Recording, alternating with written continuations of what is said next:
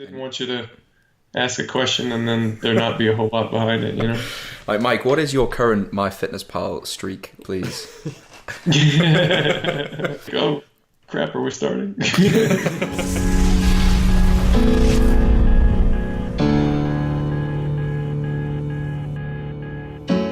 Welcome to the Propane Fitness podcast. We are here with Mike Tuchscherer. So pleased to have him on board today. He is the author of Reactive Training Systems, the founder of the kind of RPE based approach, and 120 kilo IPF world record holder as well. Hello, Mike. How are you doing? Good. Doing very well. Awesome. So, first question, I've just been burning to ask you this. Would you rather receive $100,000 tax-free, or every time you poop, somebody that you know begins to totally agree with you on every subject? I'll take the agreement. Yeah. It would be a lot of people absolutely. by the end of the year. So I suppose the question is, can you create more than $100,000 tax-free using that method? That's the correct. I mean, probably. can you generate more agreement with $100,000 on every subject? Or do you value the agreement of people that you know more than $100,000? Good. Yeah. So agreement. Cool.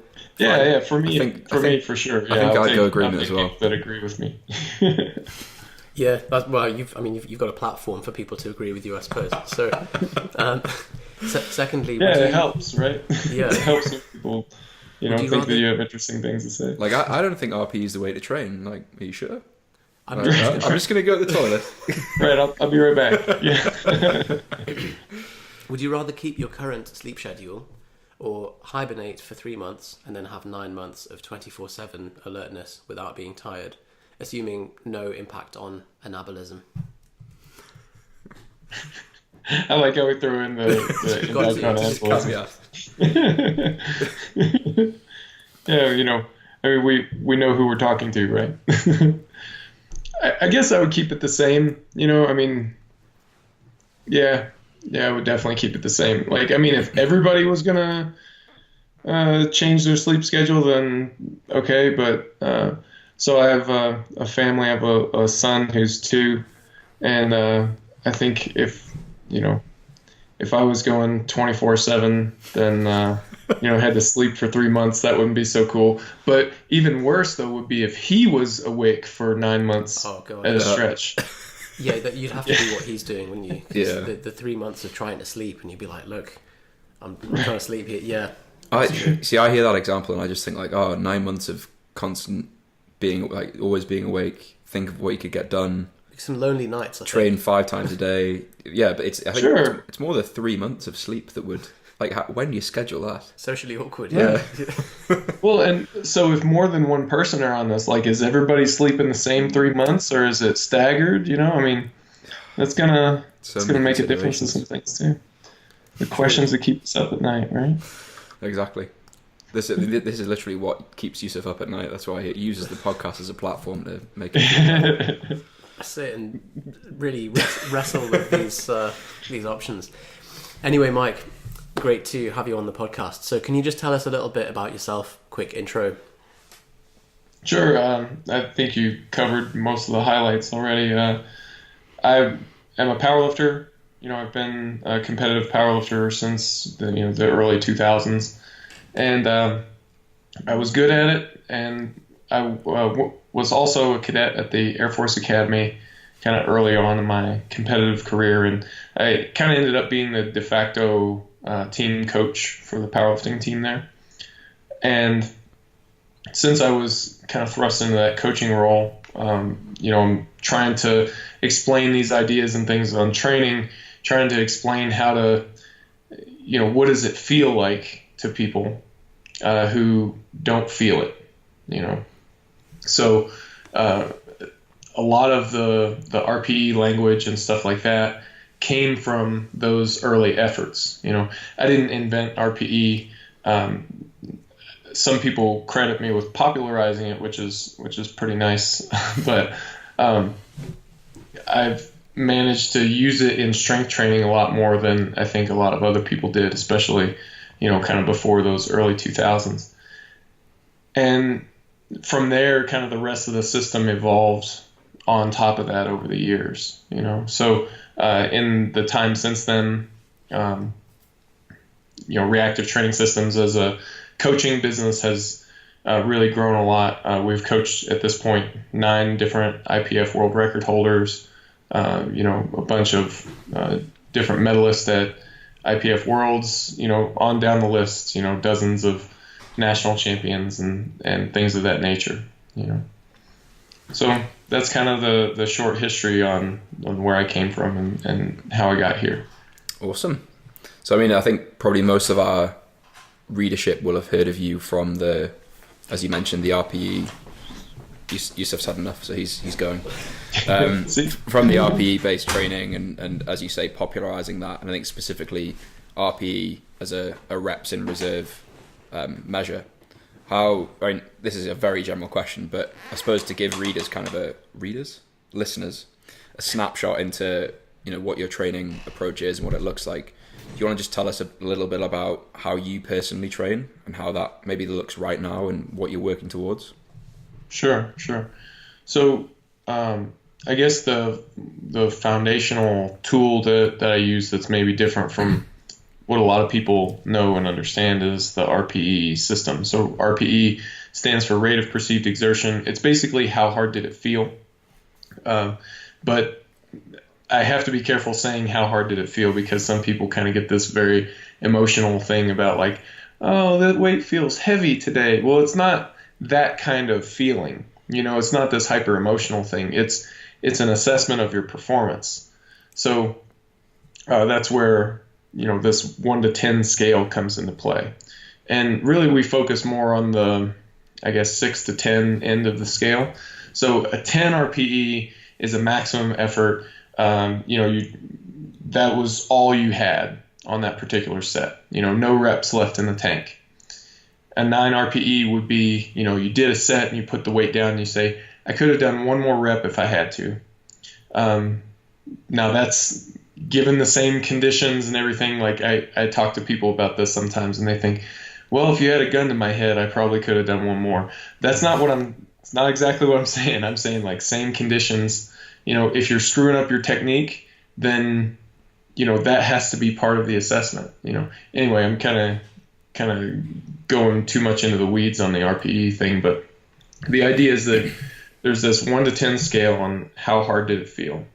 And we use that as a basis for determining our weights for each day. So where in a normal program, you might go to the gym and it requires you to do 85% for a triple. I would send you to the gym and say, do a triple at a 9 RPE.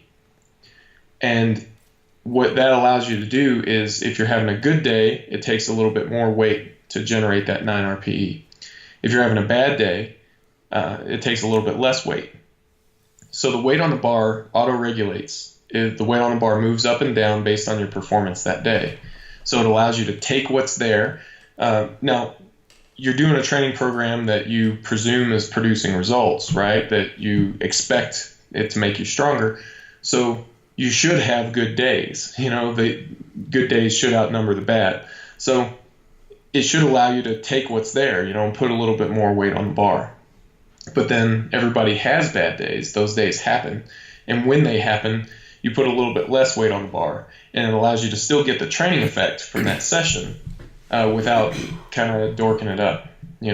If I give you a fixed percentage and tell you to do, 90% for a triple. Well, if you're having a good day, that might be possible, but if you're having a bad day, that could lead to some missed reps, and missed reps come with a host of problems attached to them.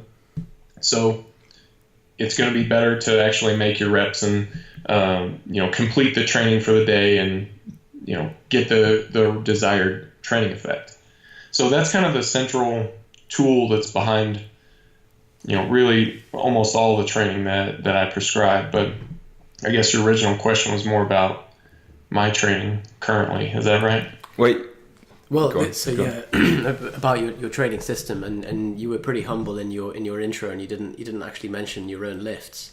But yeah, I think it's safe to say that your system has been able to produce, as you said, nine world record holders. And what are your lifts again, Mike? In kilos, if you So can. my best lifts in competition, I've squatted 785 pounds. I've benched 480 pounds and deadlifted 843 pounds. Do you know what they are in kilos off the top of your head? If not, we can convert. It's just lots and lots. I'll give you deadlift because that's the When I hear numbers, that's the one that I don't know is most impressive. I've deadlifted 382.5 kilos. it's quite heavy. Yeah, that's good. That's the lift I was best at. Yeah, fair enough. Was that Hopefully, we'll be best at again. So did that feel like an RPE 10 when you did it? yeah. System works then. So that's it. Proof of So concept. for that particular lift, I used that lift in a lot of seminars and stuff just to illustrate some other points. But I also get to show a video of my best deadlift, which is nice. But that lift in particular wasn't that hard to pull, but my grip was definitely giving out at the top. So I was grateful to get the down command when I did. You know? I hate that. I've been red lighted before, just holding a weight at lockout, waiting You just for them, feel- and it's just coming out your hands, and the judges are like, no, I'm gonna make you wait though. Yeah. dicks. I So think if it's slipping, then you'll get held a bit longer. You know, which I can't argue with that. But losing your grip on the deadlift has to be one of the most frustrating strength-based things. You know, like anything else. You know, you miss a bench halfway or you miss a squat in the middle. Okay, yeah, I wasn't strong enough to make that lift, but losing your grip on the deadlift, it's a strength-based miss, but so frustrating. Not the strength that you care about. Like you've done the hard bit. you want to shout, Yeah. look, guys, I've locked it out. Can you just turn a blind eye to this one, please? Yeah. So, can you go over what's the advantage, say, over a training cycle, Mike, of taking what's there compared to, say, like a percentage-based periodized program? Good question, actually. So I think the advantage is that it allows you to stack up wins. You know, so you have this training period, and you're going to have a number of training sessions in there. The idea is that the training should produce results. If it's well designed at all. So that first training session should have a positive training effect. And then when you get to the second training session, we want to build on that. And then the third training session should build on that one. Humans are complex organisms, and by complex, I mean it in the non-linear sense. We can't predict how much stronger you're going to be after each session. Even for myself, I've been training myself longer than anyone else that I know, so I still can't predict my reactions to training to that degree. Like I couldn't tell you that, 3 weeks from now I'm going to bench this much or anything like that. I have an idea, that it will be more than it is currently, but I can't really nail it down. So I need to have some sort of flexibility to make adjustments to the training. The thing is that's what all successful training schools have done since forever. If you look at any, perennially successful training school in pretty much any sport, they all use autoregulation to some degree. Now, they may not use RPE in the sense that I teach it, but that's because the tools that I'm teaching are kind of specialized for powerlifters and really for powerlifters who are training by themselves or not training with a coach who's there with them holding their hand saying, why don't you add 10 pounds to the bar today or take 10 pounds off the bar today? If you have that level of coaching interaction, then that's great. You don't really need the more refined process, but that takes a lot of experience to be able to just eyeball it like that. And most of us don't have that with us when we go to the gym. So that's where these tools can kind of come in handy. Something leading off from that, Mike, is that I think we've both used RPE-based programs in the past and had good experiences with it. But I think that what I struggle with is if you take like a percentage-based program and a set of 3, to use your example, inherently you have an output or a level of performance that's possible on that day, that can be defined by sleep, recovery, stress, nutrition, etc. But I think the way that it feels for me is that that's clouded by like an emotional state. So Absolutely. you go in the gym and you look at the training program and it says a set of 3 with 90%. And yeah, as Yusuf says, like, you've had a hard day at work, you think like, oh God, I'm not going to be able to do that. But because the program is defined and prescribed in a percentage scenario, you do it anyway. And that's a situation that's happened to me quite a few times. I find personally, with RPE based stuff, that would be the scenario where I'd go, oh, you know what, like, that's going to be hard. Maybe I'll drop the load a little bit. So is there kind of is that something you experience with a lot of people? Is it just that I'm lazy? Or is there kind of a certain psychology that you need for RPE based training to be effective?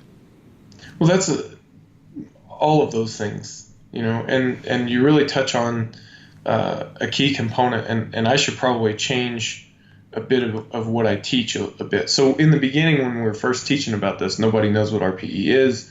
Nobody uses it. And so the teaching has to be more from a standpoint of look at this thing, here's the value of it, right? Mm-hmm. But now it's much more widespread, and it's not such a foreign concept. So people are experimenting around with it and using it a lot more than they used to. But even in those scenarios, there's a balance that needs to be walked. You still need to have expectations, but we just have to be willing to modify those expectations given certain cues in our training.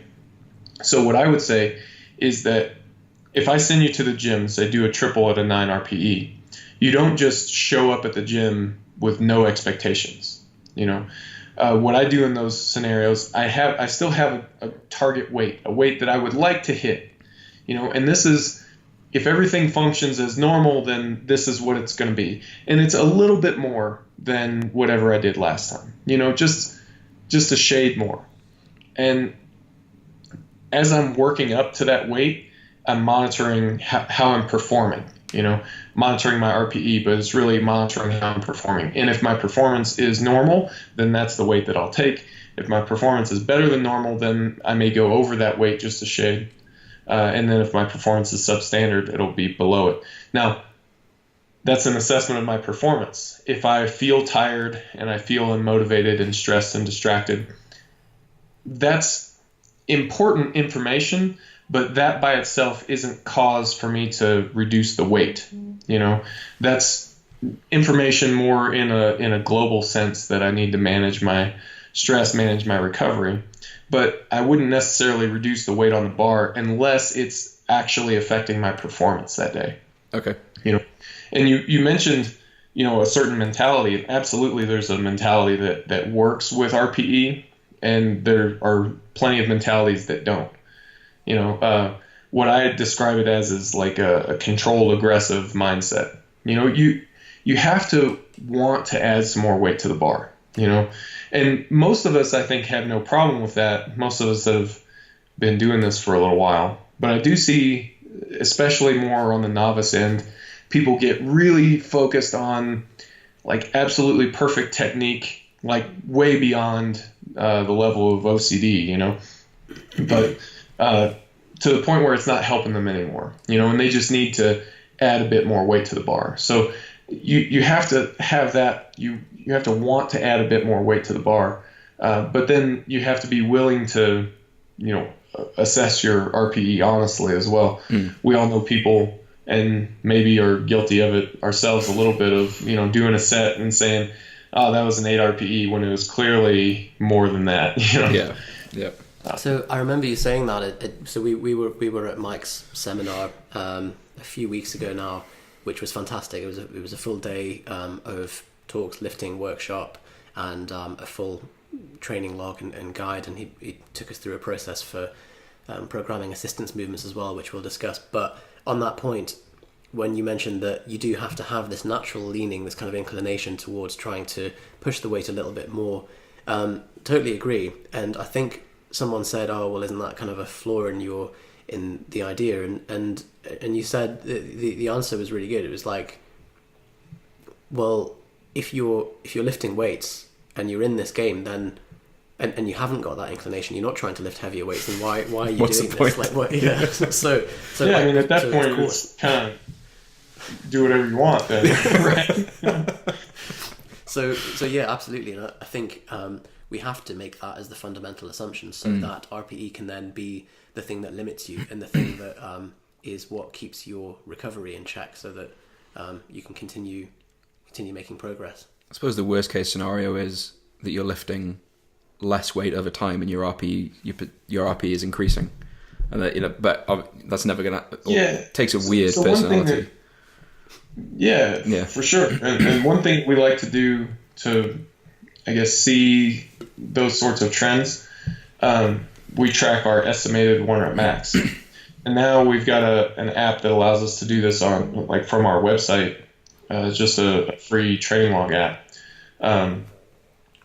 But by inputting, the weight, the reps, and the RPE, it generates a fairly accurate, surprisingly accurate estimated 1 rep max. And then you can chart that over the weeks and see, yes, I'm actually getting stronger, or, hey, actually I'm not getting stronger. And if you can identify those trends early, then you can make corrective changes to your programming and do something to get that line moving in the right direction. Something that I think I actually bought one of your seminars long time ago now, where you kind of explained the concepts and how to program. There's a phrase you used, which was that RP is like the scope of a rifle, and its own program in itself is just a tool to apply to any program. Sure. Something that I've used with programming that I do in my own training is the reverse engineering, as you say, from your RP based percentage chart. What was that? Sets, reps, RPE, load, and then predicted 1 rep max, and that does tend to be pretty accurate, and it's a nice way of, as you say, like spotting trends within your training, etc. But yeah, you showed us the area of your website that has those features on, so it's a good feature to use. Really sophisticated, yeah.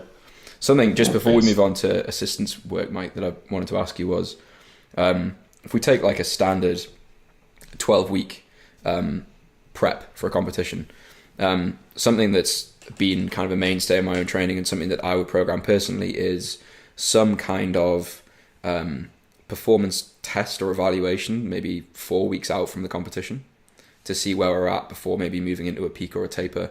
That might be something like a set of 3 at a percentage that exceeds what you might expect to be possible for a set of 3, so over 90%, for example. Do you do anything like that with RPE based programming, or I imagine it's a bit harder to force by nature? Well, not really. You can fairly easily do things like that.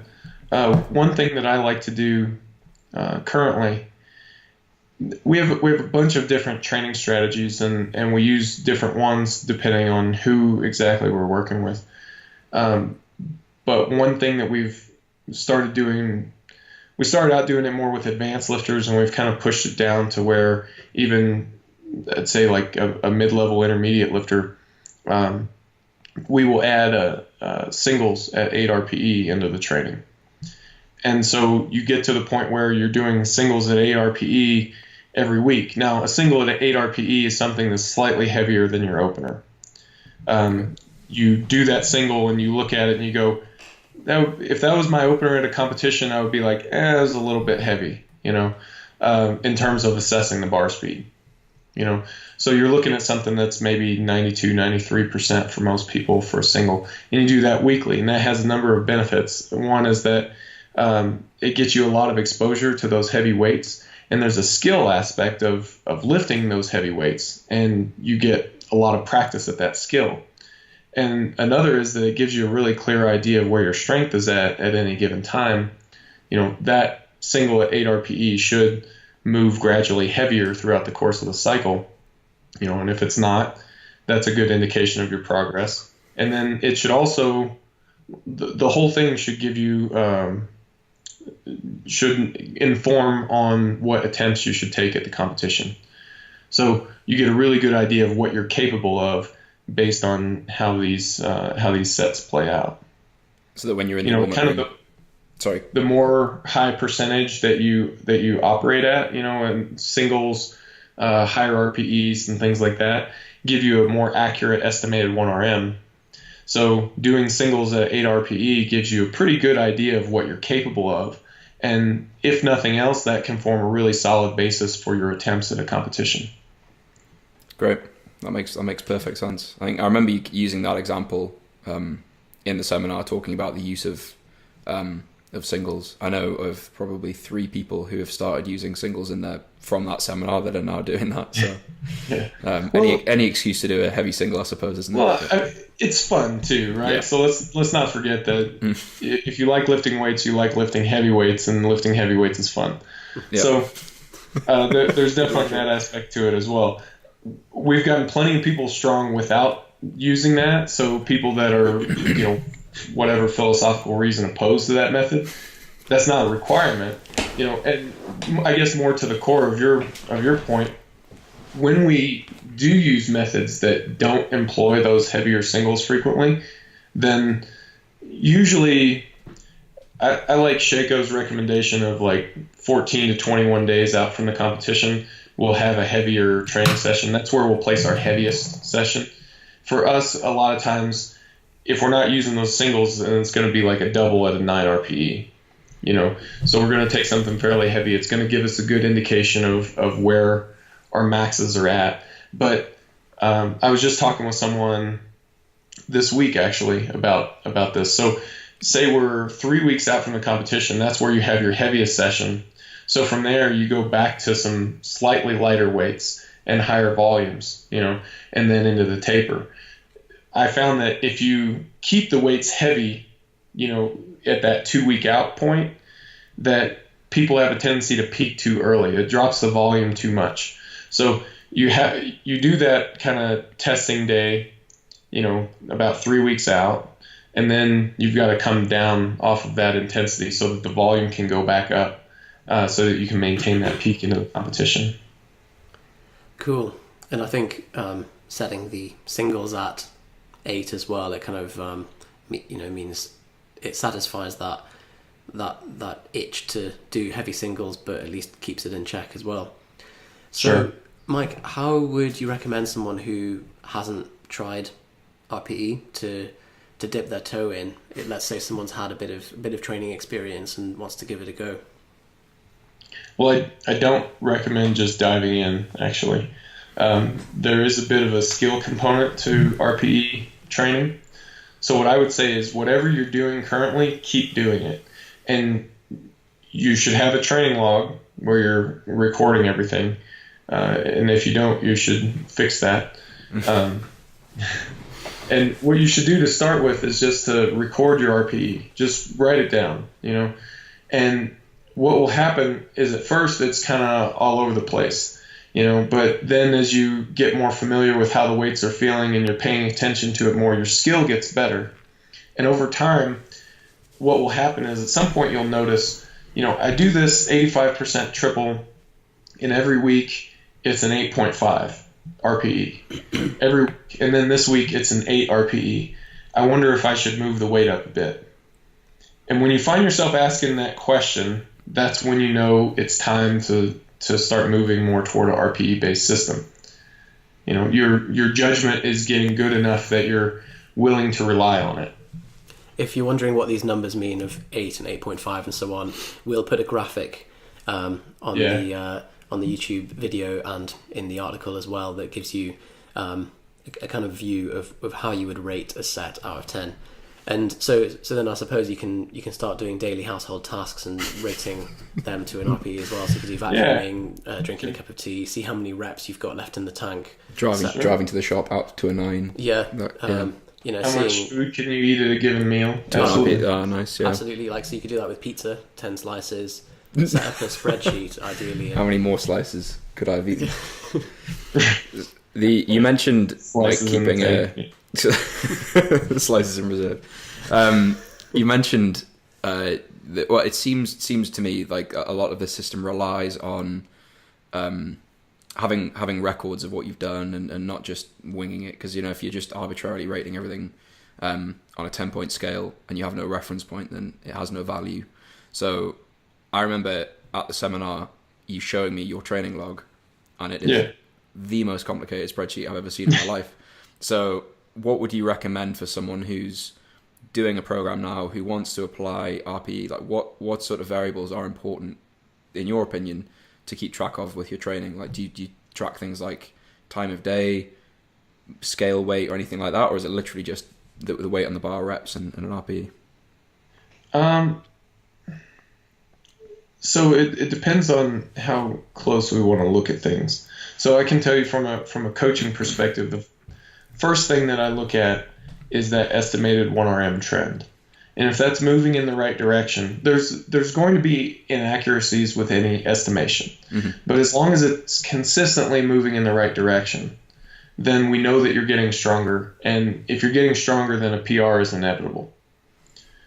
We also do want to keep track of body weight because it's a weight class sport for the most part, but you want to make sure that that's not getting out of hand. But that's also a useful diagnostic tool for if things start to go awry. If your estimated 1RM is not moving in the right direction, things find that you're getting weaker, and then we can look at your body weight and say, well, you've dropped 10 kilos or something. That might be the reason. Accident, yeah. Right?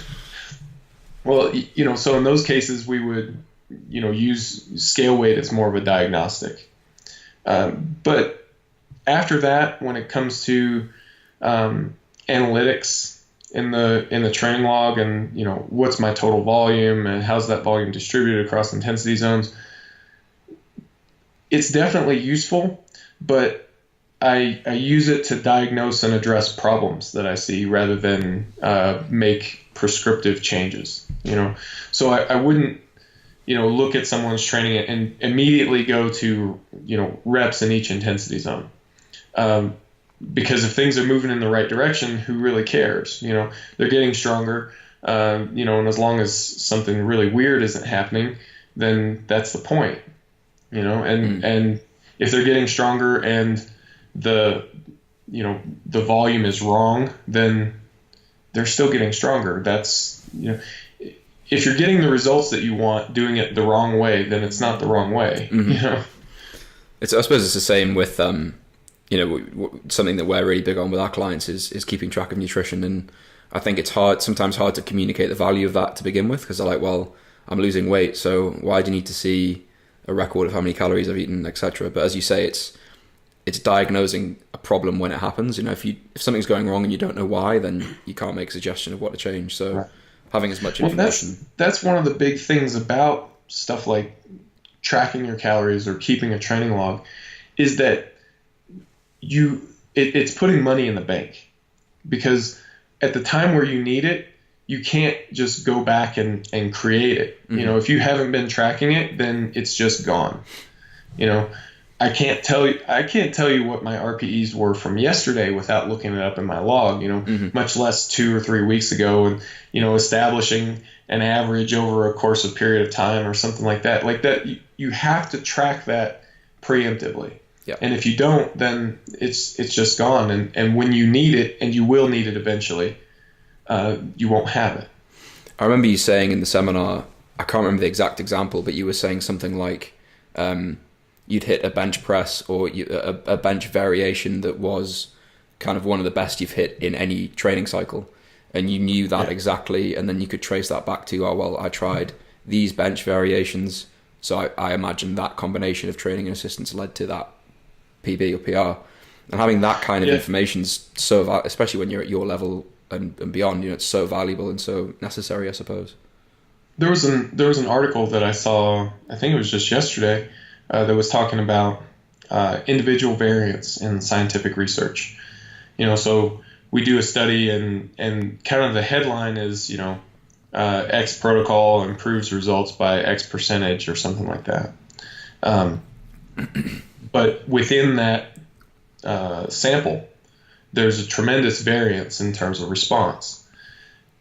Now, that gives us a great starting point for figuring out what's going to work for an individual, what's likely to work for an individual.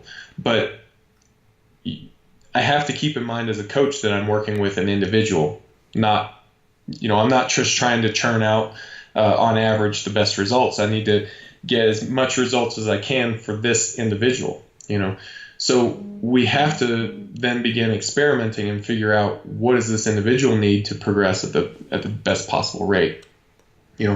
So I think the example that I used in the seminar was, for me, so far, because these things always change over time, so far it looks like one board press is a very effective assistance exercise for me. But that may not be the case with someone else. But if I'm writing a training program for me, then it doesn't matter. I need to know that. I need to know what exercises and what protocols are most effective for me, and I need to be able to include that into the training.